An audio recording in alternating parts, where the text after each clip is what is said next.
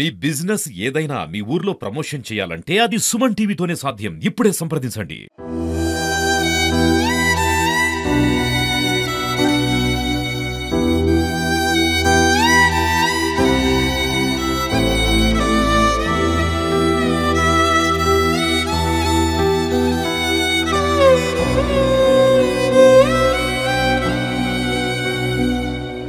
Welcome to Suman TV. ప్రస్తుతం మనం మైబాద్ జిల్లా ఏరియా ఆసుపత్రిలో ఉన్నాము.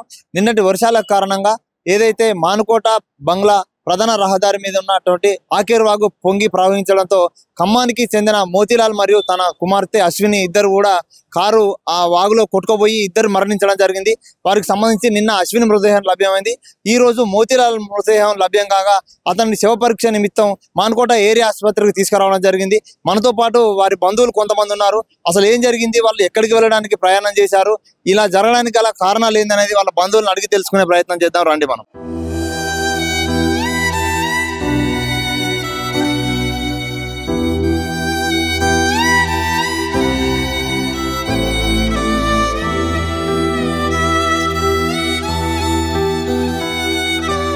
మోతీలాల్ వాళ్ళ అల్లుడు రమేష్ గారు మనతో పాటు ఉన్నారు. ఒకసారి వారిని అడిగి తెలుసుకునే ప్రయత్నం చేద్దాం. వారు ఎక్కడికి బయలుదేరారు, ఇలా బయలుదేరిన క్రమంలో ఇలా జరగడానికి గల కారణాలు ఏందనేది వారిని అడిగి తెలుసుకున్నాం. అలా చెప్పండి, అసలు ఎలా జరిగింది ప్రమాదం?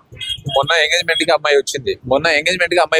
తర్వాత ఎంగేజ్మెంట్ అయిన తర్వాత నైట్ ఫ్లైట్, నెక్స్ట్ రోజు ఫ్లైట్ బుక్ చేశారు. తర్వాత 2:30కి ఇక్కడ నుంచి బయలుదేరేసి 4:30కి అక్కడ చెరువు, అక్కడ వాగు అది జరిగిన దగ్గర వెళ్ళారు.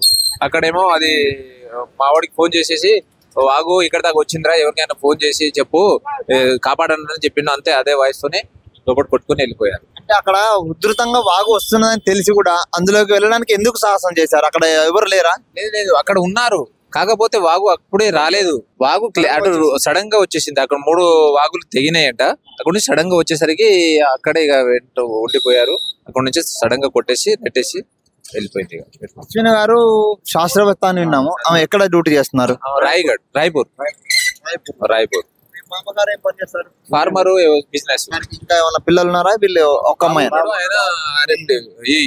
ఎక్కడ చేస్తున్నారు?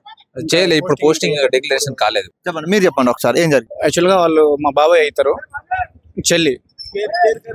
అయితే 2:30కి ఇంటి దగ్గర నుంచి బయలుదేరారు. బయలుదేరేటప్పుడు కూడా వెహికల్ అడ్డం ఉంటే నాకు ఫోన్ చేసి వెహికల్ పక్కకి వెళ్దామని చెప్పేసి చెప్పారు. వెహికల్ పక్కకి తీశాను, బయలుదేరిపోయారు. ఇక వాళ్ళు వెళ్ళిపోయిన తర్వాత నాకు 4:40కి కాల్ చేశారు. నా ఫోన్ కాల్ చేశారు.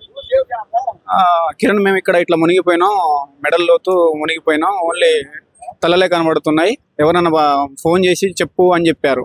వాళ్ళు కూడా వాళ్ళ ఫోన్ నుండి పోలీసు వాళ్ళకు కూడా ఇంటిమేషన్ ఇచ్చినా కూడా ఎవరి స్పందన లేదు. ఇక మునిగిపోవడంతో మేము కలెక్టర్ గారికి ఫోన్ చేయడం జరిగింది, ప్లస్ జాయింట్ కలెక్టర్ గారికి ఫోన్ చేయడం జరిగింది, ఎంఆర్ఓకి, అక్కడ SICలకు చేసినా కూడా ఏ రెస్క్యూ టీం రెస్పాండ్ ఎవరు లేరు. ఇప్పటి వరకు కూడా ఇదంతా జరిగినా కూడా ఒక గిరిజన బిడ్డ, ఒక శాస్త్రవేత్త, ఇప్పటి వరకు కూడా మన ఈ గవర్నమెంట్ కానీ మా ఖమ్మం జిల్లాలో 3 మంత్రులు ఉన్నారు. ఈ మంత్రులు కానీ ఎవరు ఇప్పటి వరకు స్పందన లేదు. వాళ్ళు ఏ టైంకి ఇంటి నుంచి బయలుదేరారండి? 2:30కి బయలుదేరారు. మధ్యాహ్నం నైట్ తెల్లారుజామున 2:30కు బయలుదేరారు. మీకు ఎన్ని గంటలకు ఫోన్ చేశారు ఆపదలో ఉన్నామని? 4:40కి ఫోన్ చేశారు. 4:40కి ఫోన్ చేశారు. నిన్న అశ్విని మృతదేహం ఎన్ని గంటలకు లభ్యమైంది? అశ్విని మృతదేహం 1:30కి మధ్యాహ్నం 1:30కి. అది కూడా BRS పార్టీ జెడ్పీటీసీ గారు రవీందర్, అతను కాల్ చేసి చెప్పారు. అతనికి ఫోన్ చేస్తే పాపం అతను అన్ని విధాలుగా సహకరించండు మాకు. రెస్క్యూ టీం వచ్చిందా లేకపోతే మీ బంధువులే వెళ్ళి వెతికారా? మా రెస్క్యూ టీం మేము ఫోన్ చేశాము, వస్తుంది అన్నారు. అసలు ఏ రెస్పాండ్ లేదు. బాడీని కూడా మేము పోయి తీసుకొచ్చాం. మేమే అసలు వెతకడానికి ఎవరు రాలేదు, ఎవరు వచ్చి స్పందించింది కూడా ఏం లేదు. మేము విన్నది ఏంటంటే ఎస్పీ గారు కూడా క్లూస్ టీమ్ తో అక్కడికి వచ్చేసి అమ్మాయి డెడ్ బాడీతోనే ఆ జోల కట్టుకుని కనిపిస్తున్నాయి కదా, వాళ్ళు అక్కడికి వచ్చి అడిషనల్ ఎస్పీ గారు చెన్నై గారు కూడా అక్కడ ఉన్నారని తెలిసింది మాకు. మీరేమో ఎవరు లేరని చెప్తున్నారు, అది ఎంతవరకు నిజం? ఎస్పీ గారు వచ్చారు, కలెక్టర్ గారు కూడా వచ్చారు కానీ ఆ వాగును చూసుకొని వెళ్ళిపోయారు. ఇవేంది రెస్క్యూ టీం ఏది? అని చెప్పేసి చెప్తున్నా కూడా కనీసం ఎవరు ఏ స్పందన లేదు. ఈ గవర్నమెంట్ ఏంది ఖమ్మంలో 3 మంత్రులు ఉన్నారు. ఆమె ఒక గిరిజన బిడ్డ, ఆమె ఒక శాస్త్రవేత్త, కనీసం ఒక స్పందన అనేది ఉండాలి కదా. మరో వ్యక్తి మనతో పాటు ఉన్నారు. చెప్పండి అసలు ఏం జరుగుతుంది? ఏం లేదు సార్, నిన్న వచ్చారు కలెక్టర్ గారు వచ్చారు, వాళ్ళు వచ్చారు, వీళ్ళు వచ్చారు. అమ్మాయి డెడ్ బాడీ కూడా దొరికిన తర్వాత కూడా ఎస్ఐ గారు వచ్చారు. మేము మంచం తీసుకొస్తున్నాం, ఇది తీసుకొస్తున్నాం, మేమే మోపించుకెళ్తాం అన్నారు. నిన్న కూడా వచ్చినా కూడా ఎవరు కూడా రాలేదు. మళ్ళీ తిరిగి మేమే అక్కడ నుంచి ఆ పొలాల నుంచి చెల్లల నుంచి పడుకుంటా మేమే మోసుకొచ్చినాం పాపని కూడా. ఇవాళ పొద్దున కూడా మేము ఎదగడానికి పంపిస్తున్నాం, వీళ్ళని పంపిస్తున్నాం, వాళ్ళని పంపిస్తున్నాం అన్నారు. ఇవాళ కూడా లేరు.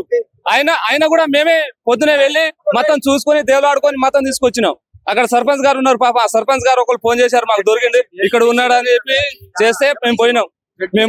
అక్కడ నుంచి వచ్చినాం, అక్కడ నుంచి మేమే మోసుకొచ్చినాం. మళ్ళీ వీళ్ళు వస్తామన్నారు, వచ్చేది ఇక్కడ వచ్చేది లేదు, ఎవరు లేరు ఆడ.